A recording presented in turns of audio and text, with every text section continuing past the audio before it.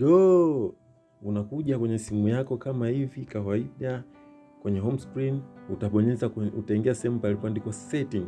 Hii hapa chwa, itafunguka kama hivi. Utashuka chini, mwisho kabisa kuna sehemu pameandikwa about phone, utabonyeza chwa.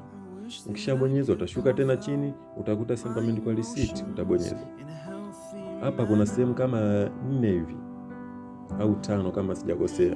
Kuna sehemu imeandikwa receipt all setting, maana yake hapo kuna receipt settings za kawaida tu za simu, ambayo kama kuna video zako, picha zinakuwepo kama kawaida.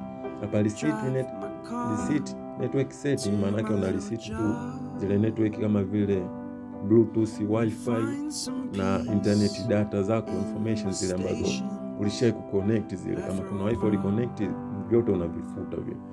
Alafu hapa receipt accessibility setting, maana yake una receipt tu zile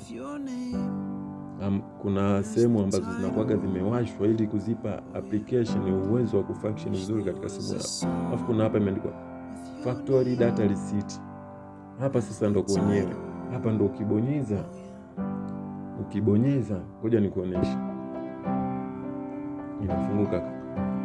Unaona hapa? Maana yake hapa kuna vitu vyangu karibia vyote hapa. Yaani hapo kireceipt hapa simu yote ndo inakuwa, yaani simu inarudi mpya, inakuwa kama mpya. Hii hapa ni Samsung.